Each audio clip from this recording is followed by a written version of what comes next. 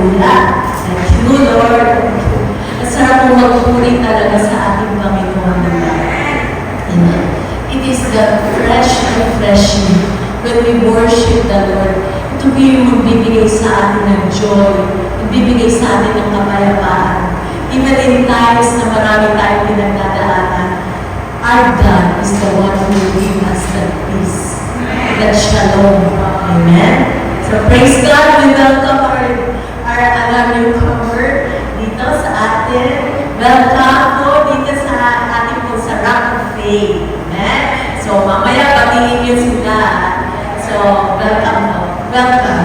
Okay. Now, last week po, praise God. Kasi yun po yung trust na binibigay sa atin ng Panginoon. The last days, worship. Napaka-importante po that we worship the Lord. Kasi yun yung protection. Yan na po yung last week natin message is about behind the secret place of the Most High God.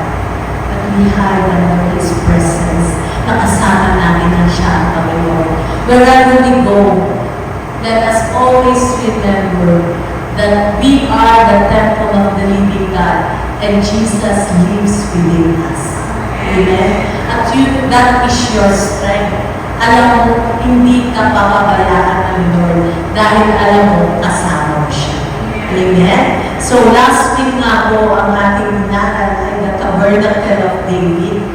Tinatawag nga si David, a man after God's heart because he seek the presence of God. At ito nga po yung sinasabi sa Amos na in the last days, He will restore the true worship. Amen? So regardless kahit maraming music, maraming just worship the Lord. Kahit bawat isa ka lang, you can worship the Lord. Amen? Kasi yun nga po yung, sabi nga, David, consider si David as the man after God's heart. And ino-consider siya ng Panginoon a friend of God. Amen? So, ibig sabihin, malapit siya sa puso ng Panginoon. Then, he seek the heart of God. Amen? So, the more we seek God's will and guidance, the more we will be protected. Katulad nga po ng mga nangyayari sa mundo, meron nga ako makita na kung saan ang dami-dami yung sobrang baha. Iba-ibang countries, sa China, sa Hong Kong, yung hindi lang basta baha. Dito sa atin, at least baha na talaga, di ba? Pero doon as in, nasisira yung mga building, yung mga properties, yung lupa, bumibiyak. So, agad sunod-sunod, iba-ibang countries. At hindi lang po yun, nakikita natin na kumbaga yung air, kung ano yung mga nasasagap sa air, yung nga, yung sa taan, di ba? So, dami-dami mga sitwasyon na nangyayari na hindi natin nakikita sa mata natin. At kaya minsan, di ba, nakakahirap yung kalaban na hindi mo nakikita. Ang dami mga ganong sitwasyon na nangyayari na sa mundo ito. Meron nga yung like yung fish na kumain siya ng isda at yun na, meron mga parasites na nagsira ng kanyang lid, yung paalam. So makita natin na talagang napakaraming nangyayari na sa mundo. At yun yung sinasabi na yung in the last days, sobrang evil na nakikita natin. Pero, meron pa ako ngayon. As long as nandito yung kanyang mga anak, hindi pa magkakalaw ang kaaway. Amen? And when yung kaaway ang gumagalaw sa panahon na to, meron pa ako ang Panginoon. Pero basahin muna natin yung sinabi ko kanina in Luke 21, sabi nga po, nation will rise against nation. Ibig sabihin yan yung mga wars. Makikita naman natin, di ba? And kingdom against kingdom. There will be great earthquakes, famines, and pestilence in various places. Makikita natin, and fearful events and great signs from heaven. So, pero, merong pangako ang Panginoon dyan para sa kanyang mga anak, ang Psalm 91. Yan po yung ating 911, di ba? Kung dito sa matutong may 911, ang ating 911 ay ang Panginoon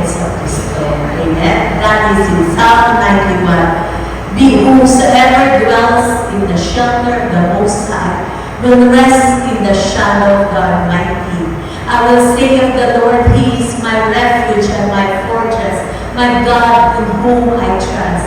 Surely He will save you from the fowler's snare and from deadly pestilence. Yung mga nangyayari na mga pestilence, He will save us, sabi niya. He will cover you with His feathers, and under His wings you will find refuge. His faithfulness will be your shield and rampart. Ibig sabihin siya yung shield ninyo. You will not fear the terror of night, nor the arrow that flies by day, nor the pestilence that stalks in darkness, nor the plague that destroys at midday. 1,000 may fall at your side, 10,000 at your right hand, but it will not come near you. You will only observe with your eyes and see the punishment of the wicked. So dito pinapakita yung separation ng isang Kristiyano sa wicked. The punishment of the wicked versus sa kanyang mga anak. And those who seek His shelter, they will find rest. Amen? They will be protected sa lahat. Sa pestilence, sa wars, sa kahit anong lugar. Katulad kahapon, bigla na lang bumaha sa EDSA. Eh, kinata mo nandun ka. Di ba? Yung mga ganun, dahil pinoprotektahan ka ng Panginoon. Kung saan ka pupunta. At kung saan ka nandoon. God's protection is always with you. And in Isaiah 54:14, sabi nga po, your secret place, He will cover you with His wings. We don't operate by fear. Kasi kung minsan, di ba, yung ang daming may takot, operate in the kingdom of God, and that is by faith. Amen? You must move by faith and establish your identity with Christ and our righteousness in Christ Jesus. If you know that you are in Christ Jesus, you know that the righteousness that we have, na yung righteousness ng Panginoong Jesucristo ay nasa sa atin. We are righteous because of Jesus. And that is your foundation. Every time na sinasabi ng kaaway na ganito ka, ganyan ka, lagi mong isipin, that foundation, Jesus is your righteousness. Always think na ganyan. Hindi yung nananatili ka rin naman. Iba naman yung nananatili ka sa kasalanan. What we are saying is that as a child of God, you want to please God. Diba? You want to follow God. But there are times na may mga sitwasyon na medyo nabubuwal ka or medyo God's hand ay daring nasa sa'yo. His righteousness yung napaghahawakan mo. The righteousness that you have in Christ Jesus. And that is your foundation. Sabi nga po sa Isaiah 54:14, in righteousness, you shall be established. You shall be far from oppression, for you shall not fear. Ibig sabihin dito, tumutunog niya, dapat dito. Sabi nga po, in righteousness is you shall be established. So the more na naiintindihan mo yung righteousness na meron ka sa ating Panginoon Jesucristo, sabi, you will be far from oppression and from fear. Kasi kapag alam mo righteous ka, you know that all the blessing na binibigay ng Panginoon ay para sa iyo. At doon yung maglalayo sa'yo sa takot. Amen? So, Jesus is our righteousness. Sabi nga po sa Hebrews 4:16, let us therefore come boldly to the throne of grace, that we may seek mercy and find grace to help in time of need. So, ano po ba yung sabi dito? Come boldly to the throne of grace, that we might find mercy and find grace to help in time of need. Mercy sa Hebrew ay rakamim. Ibig sabihin niya yung compassion ng Panginoon para sa atin. It points to the loving forgiveness of wrongdoing sa atin. Yung mercy ng Panginoon na sometimes nadadapa ka, nag-init ang ulo mo, ang ang Panginoon, the mercy of God ay laging nasa sa atin. And also the grace is the favor of God, the unmerited favor. Ano ibig sabihin nun? We will experience the wondrous goodness of God that we absolutely do not deserve. Kahit hindi ka deserving, andun ang grace ng Panginoon. Amen?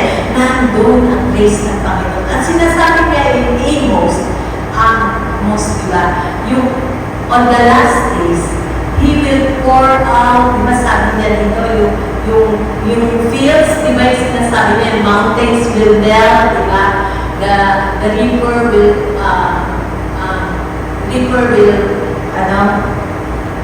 the platter, parang gano'n, mag-aabot. Anong ibig sabihin nun? Yung grace ng Panginoon, ipo-pour out niya on the last days. Yung sobrang grace. And so for us Christians, kahit na kung minsan sa mundong ito, iniisip natin na parang napaka-limited ang mga resources natin. Sa Panginoon, walang limitasyon. That is the grace of God. And we can ask for that because that is what God is saying. You are now in the last days, but my favor and grace is upon you. My mercy ay nasa sa iyo. And all you need to do, sabi na, come boldly unto His presence. Come boldly. Take time in worship. Take time in reading His Word because that is your time in communication with the Lord. Para pag-asawa, di ba? Hindi naman pwede once a week lang kayo mag-uusap. Di ba? Dapat lagi kayo nag-uusap as a husband and wife. At doon kayo nag-grow yung relationship. The same thing with God. The more kang nakikipag-usap sa Panginoon, the more you talk with God, the more He can reveal His will for you. Amen? No, sabi nga, no ear has heard, no ear or seen what God has prepared for His children. Amen? At ito nga po, the ark, so in the Old Testament, the Ark of the Covenant is the presence of God. Ito nga po yung meron tayo na picture of the Ark of the Covenant.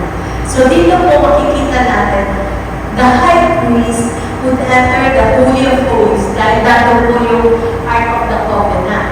At doon ay ini-sprinkle nila yung blood.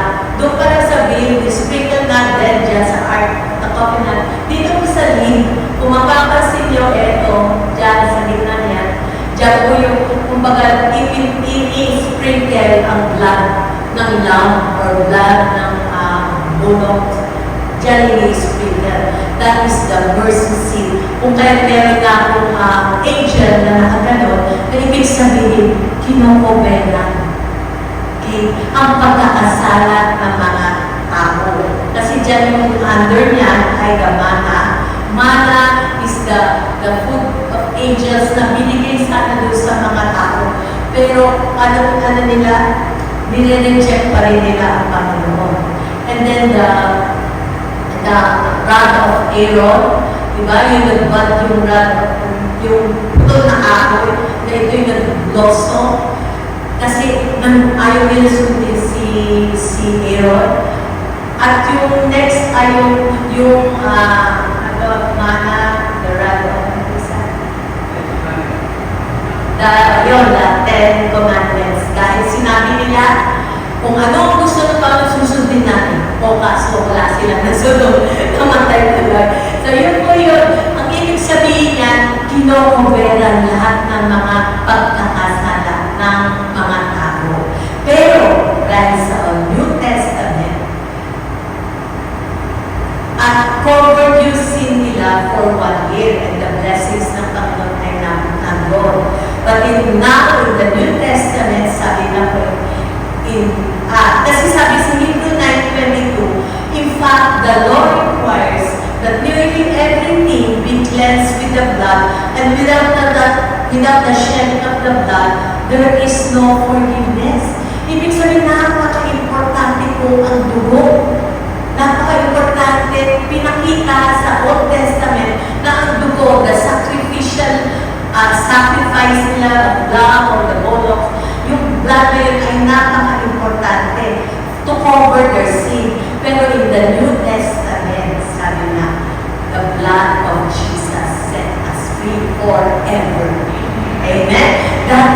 blood of Jesus.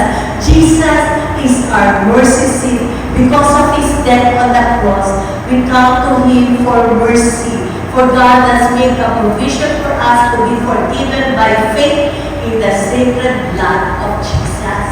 Ngayon na tayo na kay Yeso Cristo na, we accept Jesus as our personal Savior, then the blood of Jesus is the one that cleanses us sa lahat ng ating mga kasalanan. Kung noon, isang taon lang, but now, when you accepted Jesus as your Lord and Savior, His blood cleanses you, your sin forever. Amen? So, that is the assurance that you are now redeemed. Binili ka na, paid na, lahat ng mga kasalanan mo. Yan yung pinaka-foundation. Always remember that because of the blood of Jesus, you are now redeemed from the sins, your sins. So what is the importance of the blood of Jesus? The blood, sabi nga in Ephesians 1:7, He is so rich in kindness and grace that He purchased our freedom with the blood of His Son and forgave our sins. Ibig sabihin, malaya ka na. Malaya ka na sa kasalanan, sa sumpa ng kasalanan. Kasama doon yung sumpa ng kasalanan. Dahil nung pumasok ang kasalanan, when sin entered, yung nagkasala because of Adam and Eve, at dahil doon ay pumasok ang sumpa. Ano yung mga sumpa? The curse of sickness, the curse of poverty, the curse of death. Lahat yung pumasok because of sin. Pero, dahil sa dugo ng ating Panginoong Yeso Cristo, because of the blood of Jesus, we are now cleansed. Set free. Hindi lang cleansed. You are set free. Kaya yung every time na yung mga problems pumapasok, always remember, redeemed ka na. We are already redeemed from the curse of the law, which is in poverty. Pag nagkukulang, may makulangan, redeemed na tayo doon. Napalaya na tayo sa sakit. Every time na pumapasok yung sakit, huwag mo tanggapin kasi you are redeemed. At yun yung always na pinapaalala sa akin ng Panginoon. That foundation, your redemption because of the blood of Jesus. Amen? So, sabi nga ko sa Revelation 12:11, paano ba na-overcome? Revelation, di ba yan na yung sa end ng ating Bible? Paano ba na-overcome ang mga Kristiyano? They overcame by the blood of the Lamb and by the word of their testimony, and they loved not their lives unto death. Ibig sabihin, they overcome because of the blood of Jesus and the word of their testimony. Ano yung word of the testimony? The word of God. Amen? Paano ka ma-overcome sa lahat ng iyong mga problema? Paano mo ka makakalaya? Through the blood and through the word of God. Amen? So, paano ba ito? The blood, who is they dito na sinasabi? We as believers of Jesus Christ. And sino yung na-overcome natin? Si Satan. Because of the blood and the word of the testimony. So, sabi nga po sa 1 John, when you unite your will to the will of God, you are unsinkable. Kapag nakuha mong magiging, redeem ka na. Walang magagawa na ang kakama sa'yo. Amen? Every time na may papasok sa'yo, talunan ka, you are ganito, wala kang kwenta. Huwag mong tanggapin yun. Dahil sabi ng Panginoon, you are precious in my sight. You are beautiful in my sight. You are my child. Amen? Always remember that. So ito yung ating protection. Katulad lang po ng protection na ginawa ng Panginoon sa mga Israelites. The Lord separate the Egyptians to the Israelites. Sabi na, there is light doon sa mga Israelites and darkness doon sa mga Egyptians. And I think that what is God telling about this is that that there is a separation between the Christians and the non-Christian. Katulad na nangyayari ngayon. Na makikita mo ang protection ng Panginoon ay nasa sa kanyang mga. Amen? Makikita mo ang daming mga non-Christian na nawawalan ng pag-asa, nadidepress, nagpapakamatay dahil wala ang pag-asa. Pero but we as Christians, we know there is always hope because we have Jesus Christ. Amen? So we should show the light of Christ in us and also the protection of God. So katulad nga po sa Exodus na nangyari, doon in the 10th plague, yung last plague na ang sabi ay it's about the death of the first son, doon sila ng malaya. At paano, sabi po sa Exodus 12:21 to 23, then Moses summoned all the elders of Israel and said to them, go at once and select the animals for your families and slaughter the Passover lamb. Take a bunch of hyssop, dip it into the blood in the basin, and put some of the blood on the top of and on both sides of the door frame. None of you shall go out of the door of your house until morning. So it is required by the Lord na nung pinatay yung lamb or whatever na sheep na patayin, yung blood nun ay ilagay sa basin, sa lalagyan, sa palangganan. At sabi, i-dip yung hyssop, meron tayo diyang picture, kung saan, ayan. Yan po yung hyssop na sinasabi. It is like the herb of the, sabi dito, yung garden herb of the wheat family, grown for its aromatic leaves and flowers. So, ang sabi, yan po ay sprinkle, yan ay i-dip dun sa basin, at yung dugo ay sprinkle doon sa picture na yan. Yan, yung doorpost ko, ilagay dyan sa sign of the cross. So, doon sprinkle the blood doon sa doorpost ng kanilang bahay. At huwag silang lalabas, sabi dito. Huwag silang lalabas. None of you shall go out of the door of your house. Stay protected in the house of God. Do not neglect the gathering of the church together. Kasi lumalakas ka doon sa when you are with the Christians. And the same thing in your, sabi na, yung pagkakalayo sa Panginoon. In the times of problems, yung mga sitwasyon, ang tendency ng mga tao, nagtatampo sa Panginoon at lumalayo sa simbahan, lumalayo sa worship sa Panginoon. Pero ano sinasabi dito? Lalo kang lumapit sa Panginoon. Lalo kang mag-stay sa Kanya. Because in His presence, you will find that shelter and that protection and that peace na binibigay sa atin ng Panginoon. Kasi yung iba, yung paa nasa Lord, yung kabila nasa Panginoon. At yung po yung mahirap paglakad. Di ba? Yung pagganyan ka sa mahirap yung madadapa ang madali ka magapa. Pero when you go straight, when you are protected by the blood of the Lamb, you are safe.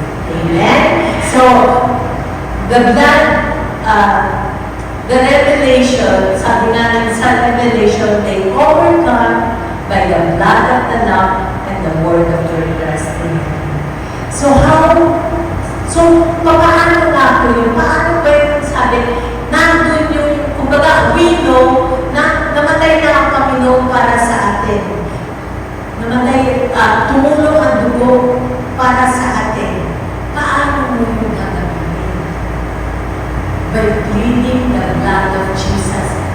over your life.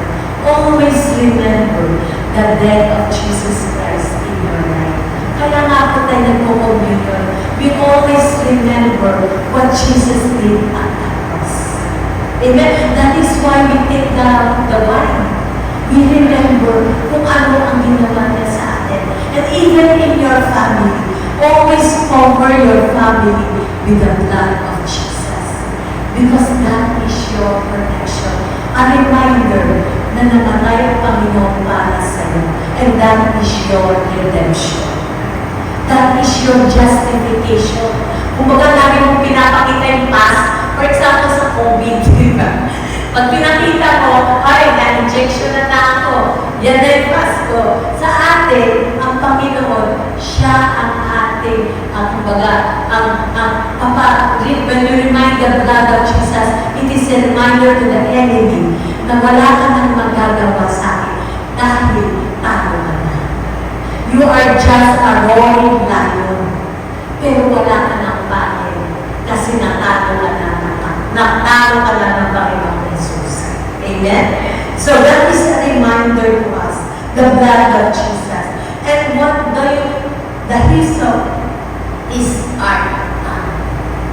Sabi nga kanina in the Revelation, they overcome by the blood of the Lamb and by the word of their testimony.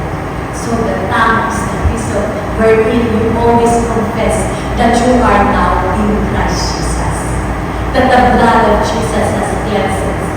The blood of Jesus protects you. That is what you confess. Amen? So, in the beginning, we say with our mouth the words that agree with the word of God. Sabi nga po sa Matthew 12:37, for by your words you will be justified, and by your words you will be condemned.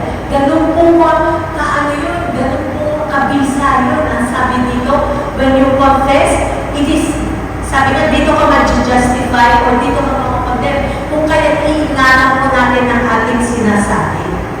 Amen? Yung parang sinasabi, ay naku, wala na pag-asa. Ay naku, pamahal na pag. Hindi. Napakayaman ang ating Panginoon. He will always provide. Amen? At you will always say na, the Lord is my protection. Walang magagawa ang away sa akin. Amen? So, ito po yun. And do not criticize yourself. Alam mo, madalas ginagawa ng away. Ewan ko kung nararanasan. Sabi niya, sabihin ko, wala ka ng pag-asa. O kaya, hanggang dito na lang ako. O ganito lang ako. Diba? O wala nakakaranas doon. Parang wala. Parang nakakula. Hindi, nararanasan niyo rin ba yun? Sometimes, okay? Ayun, amen. Thank you, Lord. So, meron ganun. But do not say, always say, no, I am the child of God. And I am blessed. Amen? So, do you and also, do you know that the blood has a voice? Sabi nga po, there is that law of the first mention means yung may significance. Sa Bible po, ganun yun, yung pagkakaharas sila ng Biblia. The first mention po, meron yung significance, kaya yung sinulat na yun ang una. At makikita natin yung blood na tinuro nung sa una, ay yung sa Genesis pa lang. Sinabi dito, yung kay Abel. Dahil di ba si Abel at saka Cain, pinatay niya yung kanyang kapatid dahil naibig siya. At nung pinatay niya, tumulo yung dugo at nandun sa ground. At makikita po natin yan in Genesis 4:10. God then said, what have you done? Sinabi niya kay Cain, what have you done? Your brother's blood cries out to me from the ground. Ibig sabihin may boses yung dugo. Kaya nga ngayon sa mga crime scene, kukuha sila ng blood at doon nila titest kung kanino yung sa DNA. Di ba? So, nakikita doon. Because the blood ay may voice. So, sabi nga po dito,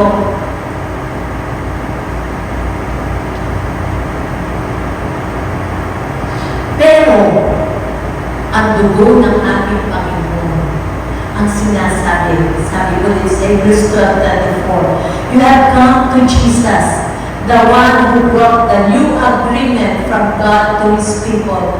You have come to the sprinkled blood that tells us about better things than the blood of Abel. Amen? Ano sinasabi dito? The blood of Jesus speaks better than the blood of Abel.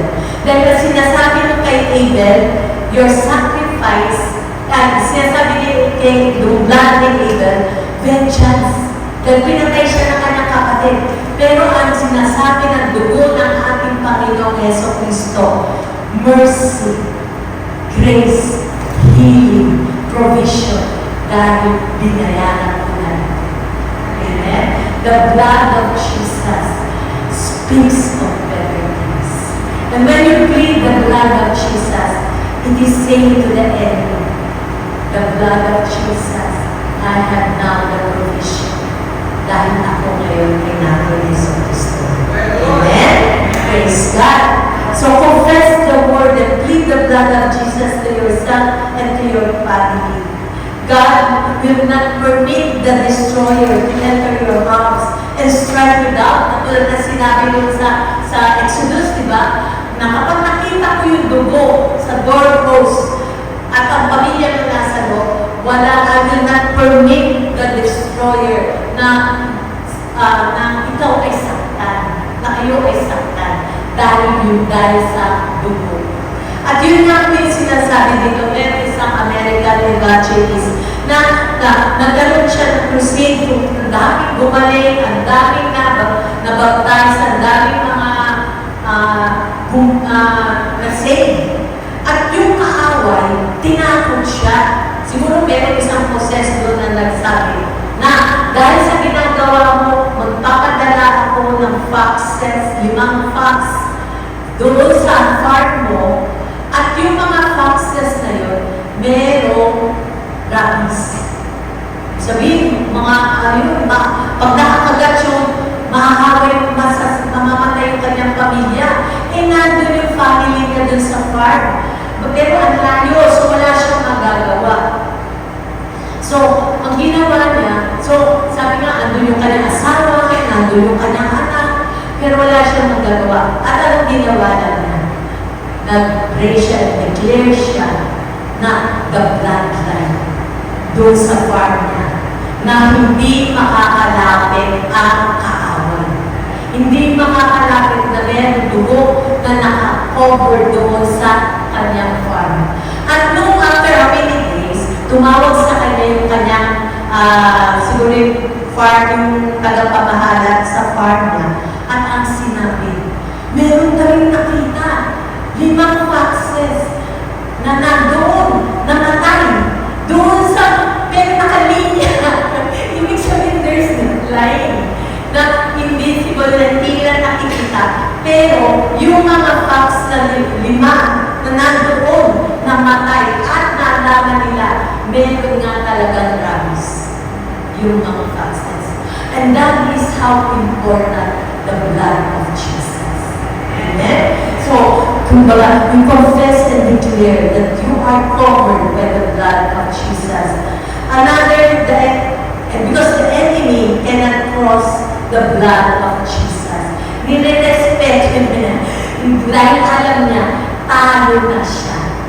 Wala na siyang magagawa. At ito po yung isang, another thing about the blood of Jesus is that when the Holy Spirit moves upon you, when He sees the blood, the Spirit moves. At paano po ba yan? Meron po in Leviticus, makikita po natin, na meron po meron po doon, yung mga restored leper, yung bumalik na leper na, sasabihin nila, pumunta ka sa priest para ikaw ay ganap ng malaya. Di ba? Anong ginagawa nung priest? So the priest took some of the blood of the first sacrifice lamb and applied it to the right ear, the right tongue, and the right big toe to to sanctify and consecrate the cleansed leper. At mapapansin mo to, this is the same action that was used on the consecration of the priest. So inaaral mo nga to, ay ganun pala yun. Na nung araw kasi, yung mga priest, yung mga sons of Aaron, yung mga sons ng mga priest, they consecrate them by pouring oil at the same time yung magsasacrifice ng blood. Yung prosesong to ay parehas ng prosesong ginawa dun sa mga leper. So sabi ko, Lord, so alin muna natin bakit kaya pinareho ng Panginoon yung consecration ng isang priest sa isang lowly leper? So yun yung parang iniisip ko nga, bakit nga kaya and the Holy Spirit ko yung lowly leper na yan ay parang tayo na mga, kumbaga, consider mo priest, mataas yun, di ba? Yung mga lowly leper, ito yung mga parang outcast. Outcast sila yung pinag-aano sila ng mga tao, kinakatakutan o yung pinapalayas, yan yung mga lowly leper. What is God saying here? If they are now in Christ Jesus, whatever happened in your past, or whatever sa tingin mo walang pag-asa ang buhay, kumbaga nalulog ka na ano ka na talaga sa Panginoon, God can lift you up.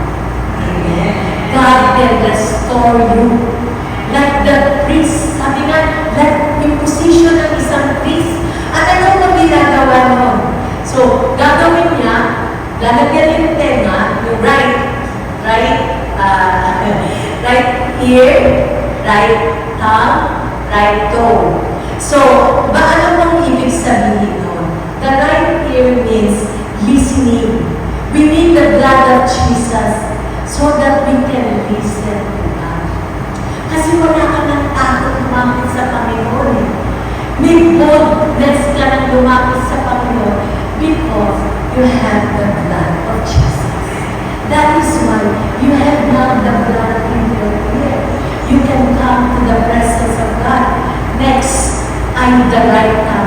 You can worship God without fear because you are now a child of God. We have now washed. You are now sanctified. Katulad lang ng priest, yung consecration nila. You are like a priest unto the Lord. So, ang right now naman is like you can walk straight. Like, kapag pala na wala akong isang toe ng paa mo, ang lakad mo ay iba na. Hindi na straight. Kung kaya, kapag kumbaga, if you know that you are washed with the blood of Jesus, the Holy Spirit will give you guidance para sa buhay. Direction kung ano ang dapat mong gawin sa buhay mo. Amen? At ito po yung, dito po na mga, yung wala, after putting the blood doon sa kanyang tenga, sa katang at saka sa toe, after nilalagyan ng oil, anointing oil. Ano bang symbolism ng oil? Means the Holy Spirit. And when the blood, you always acknowledge the blood of Jesus in your life, the Holy Spirit will move in your situation. He will show you, He will guide you, He will reveal it to you. The more the Spirit of God can move in our lives. Ganda, no? Yung pala yun, after na nilagay yung blood, or yung naman ang ilalagay niya dito sa tenga, sa kamay, at saka sa paa. And the Spirit will flow through you. Amen. And move upon you. Sabi nga, di ba, yung sinabi ng Panginoon, let there be light, and the Spirit of God move. Same thing. When we acknowledge Jesus, the blood of Jesus, the redemption of Jesus, the Spirit of God will move and help us, will guide us, will teach us, will lead us in our life. Amen? So, the more we understand this, the more we hide ourselves in sabi nga, we seek the presence of God, the more we sabi ko, in that secret place wherein you worship, you pray, you read the Word of God, the more the Spirit of God can move in your life. Amen? So yun nga po, knowing that is your, nung naaral ko nga po, sabi ko, the more you can feel the presence of God. Kasi yung inaangkin mo sabi nga ang Kristiyano, dalawa yan. Ang kailangan is either, sabi nga, you get it by, diba, verse, you take it by force, diba? Take it by force, and or rest. There are times that you take it by force, yung kumbaga aangkinin mo, at meron times na sinasabi ng pang rest, akong bahala. And this time, when you plead the blood of Jesus, you are taking what God is giving you. Kumbaga, ilalagay mo yung hisop dun sa blood at ini-sprinkle. So, by reminding yourself about the blood of Jesus, you are remembering the blood of Jesus. Amen? His redemption sa buhay mo. Dahil when you get it, that is your foundation. You are now redeemed and you are now free from all sin and you are free from the curse. Amen? Praise God. Hallelujah. So, amen. So declare and speak the word of God. You plead the blood of Jesus. Sa iyong family, sa bahay mo, plead the blood of Jesus. No works of the enemy shall prevail upon you because this house is covered by the blood of Jesus. Even pagpasok ng mga anak ninyo, you plead the blood of Jesus for protection. Dahil walang magagawa ang kaaway. But when they see the blood, they cannot do it. Because they are already defeated. Amen? And the same thing is so tayo po ay pagko-communion ako.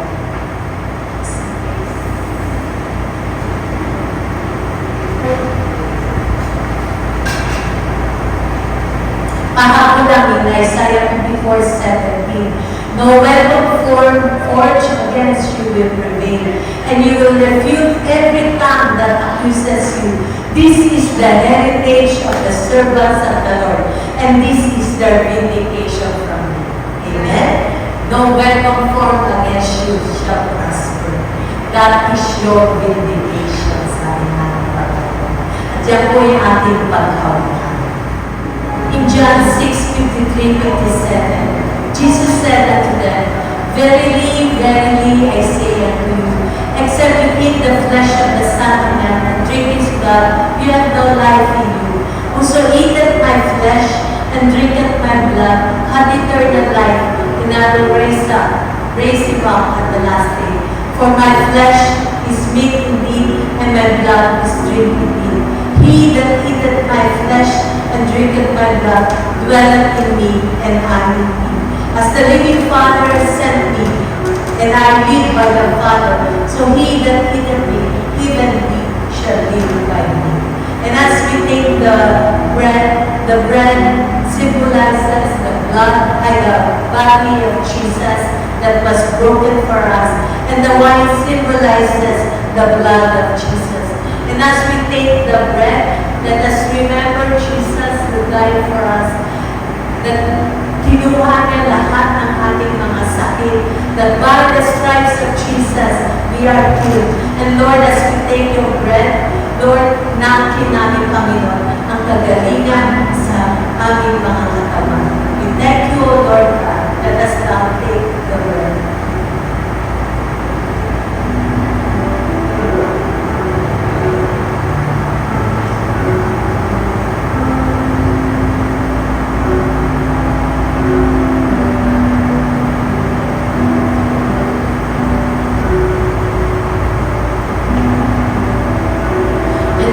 We take the wine. We thank you, Lord God, for the blood that was shed on the cross for us. Salamat po sa dugo na nagugas sa amin. We thank blood that gives us victory, O Lord God, that we are now set free, O Lord God, because of the blood. And we remember, O Lord Jesus, what you have done on the cross. Let us now take it up.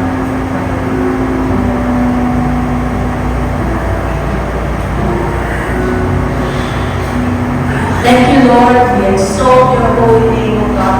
We thank you, Lord God, for your finished work, O Lord. And we have now victory, O Lord God. In Jesus' name we pray. Amen and amen. Let's lift up our tithes and offerings to the Lord.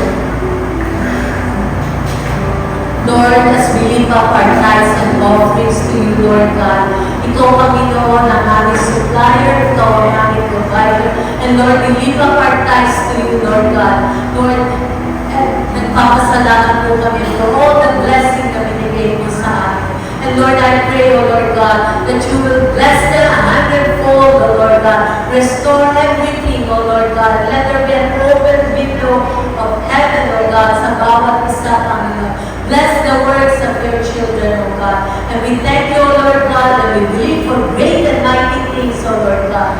Lord, as we give our tithes and offerings to you, O Lord, bless it, O Lord God, for the furtherance of your kingdom. In Jesus' name we pray. Amen and amen. Praise God. I bring to my up. Lord, we thank you, O God, for your words and your promises, O God. We declare, O Lord God, your Lord Abraham's blessings be upon your children, O Lord God. And this week is a mighty week, a blessed week, O Lord God. Na ikaw, Panginoon, na mag-pour out your blessing upon your children. Abraham's blessings are ours, O God. And we declare fullness, restoration sa bawat pamilya. Your blood covering be upon each one, O God, and it went to their